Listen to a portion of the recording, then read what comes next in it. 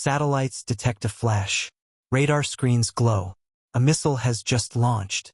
In less than 30 minutes, it could cross an ocean. In under 15, it could end a city. This isn't science fiction.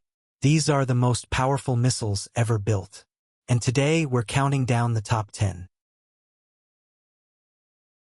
BrahMos. The sea is calm. A destroyer cuts through the Indian Ocean. Below deck, a launch command is given. The missile ignites. Instead of arcing into space, BrahMos schemes just meters above the waves, almost invisible to radar. At nearly Mach 3, it outruns most interception systems. Developed jointly by India and Russia, its name merges two rivers, the Brahmaputra and the Moskva, symbolizing strategic partnership. It doesn't rely on nuclear power. The strength is speed. And speed alone can overwhelm defenses before they even react. BGM-109 Tomahawk. Night over the Persian Gulf. A hatch opens on a U.S. destroyer. A missile rises slowly, then disappears into the dark sky. The Tomahawk doesn't rush. It doesn't roar. It flies low, hugging mountains, following valleys, navigating by GPS and terrain mapping. It can travel over 1,500 kilometers with pinpoint precision. For decades, it has been the first strike in modern warfare, silent, precise, calculated. Not the fastest, but one of the most trusted. DF-21D. Somewhere in the Pacific, an aircraft carrier patrols the sea. For years, carriers ruled the oceans, floating airbases projecting power anywhere. Then came the DF-21D.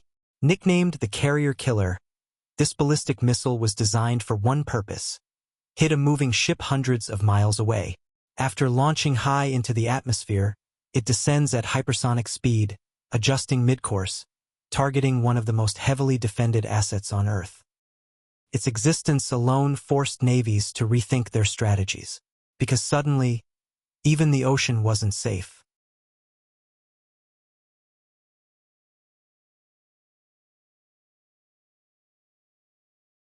In a forest clearing, a mobile launcher waits. No fixed silo. No warning. The Iskander-M fires, climbing into the sky before twisting unpredictably. Unlike older ballistic missiles, it maneuvers mid-flight, deploying decoys and evasive patterns. Traveling at around Mach 6 to 7, it gives defenders seconds to react. It was designed for regional dominance, fast deployment, high mobility, and the option of conventional or nuclear payloads. It's not about global destruction. It's about tactical shock. Agni V. A massive launch vehicle stands against the horizon.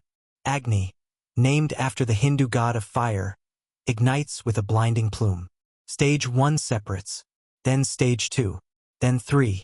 Within minutes, it is traveling at hypersonic speed, capable of reaching targets over 5,000 kilometers away. Agni V marked India's arrival into the elite club of nations with true intercontinental capability. It wasn't just a missile test. It was a message. LGM-30 Minuteman III. Beneath the plains of America lie reinforced silos, silent and unmoving. For decades, Minuteman III has waited. It can travel over 13,000 kilometers, reaching across continents in roughly 30 minutes. During the Cold War, it stood on constant alert, part of a balance of terror that prevented direct superpower conflict. It may not be the newest missile on this list, but it remains one of the pillars of nuclear deterrence.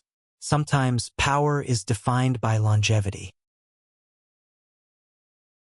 UGM-133 Trident II.